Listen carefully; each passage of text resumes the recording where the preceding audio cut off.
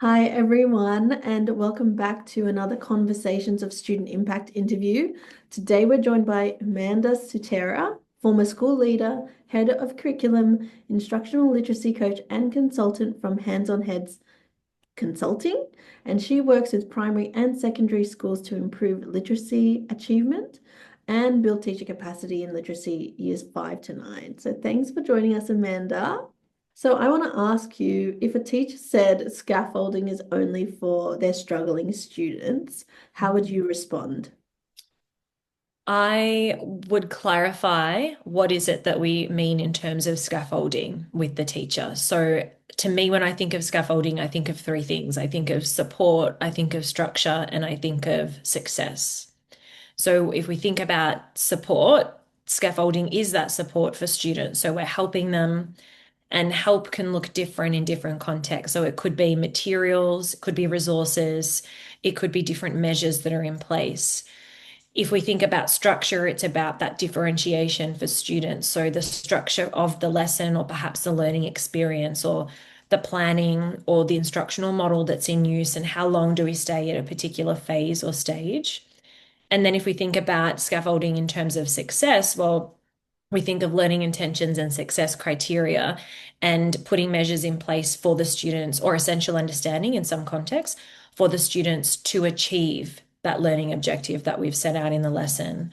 And that success criteria, there's points for enhancement, or there's points for an extension. It's not just a support in place or a structure or a success for the students who are struggling, but it's for all students to meet them at their point of need. Are there any questions you ask teachers when they are, when you want to help teachers, empower teachers to scaffold with greater confidence?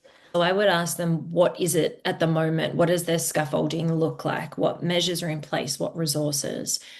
Recently, I was working with a group of teachers, and they identified that their students were unable to provide partner feedback during fluency paired reading.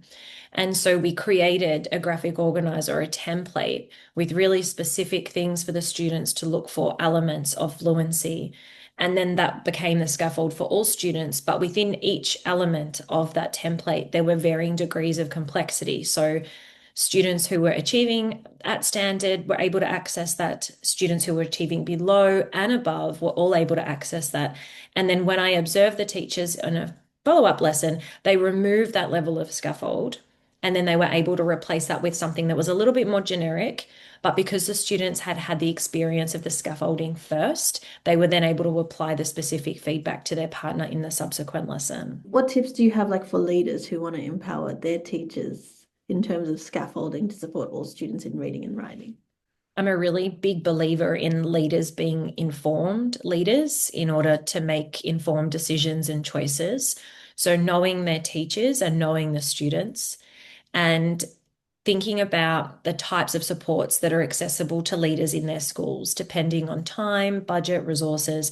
It could be something simple as a thinking routine to support a reading response. It could be as simple as providing sentence starters for a written response. It could be supporting teachers with a range of different types of scaffolds, and then selecting perhaps, or having conversations with teachers around the best ones for the context. I think about annotations, modeling for teachers, how to annotate a reading response or a written text so that they can see what success looks like, but also for their students, so Mm. that they can check for understanding that they've included everything that they need to. Do you have any other tips for school leaders who want to support teachers and empower them to scaffold effectively? I would suggest having the teachers incorporate visuals into their classrooms, and visuals, not just written text, but visual pictures, something audio, something the students can view, and working alongside teachers perhaps to create a bank of those types of resources. We used to include another type of scaffold called a learning Bible, which was essentially like a third teacher.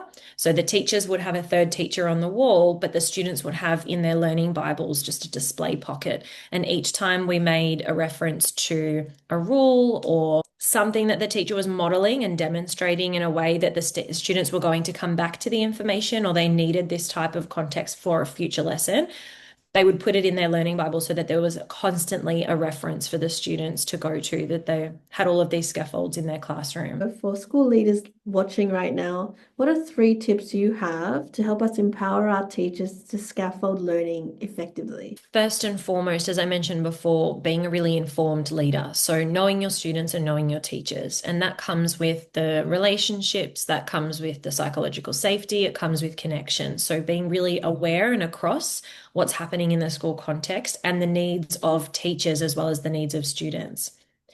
I also think having a shared understanding around the definition of scaffolding. So looking at some readings, looking at some research, and really clarifying what scaffolding is and what it isn't, and where perhaps those misconceptions lie. And also taking into consideration the resources that are available for scaffolding, because that looks different in each school context. And finally, that scaffolding is for all students. We're extending them, we're enhancing them, and we are enabling them. What are your favorite scaffolds that you recommend we try? Well, I'm doing a lot of work at the moment in the vocabulary space. So I would say that the Freya model is a fabulous scaffold to begin with unpacking vocabulary and really delving deeper into students' understandings of parts of words, parts of speech, synonym, antonym work. That's one of my favorites at the moment is a Freya model. I would say, as I touched on, the Learning Bible, which is the student's version of a third teacher. So, if teachers in the classrooms have their third teacher up a poster on a wall that's been annotated or an example of success, they've got that in their Learning Bible, which is, a bunch of cheat sheets.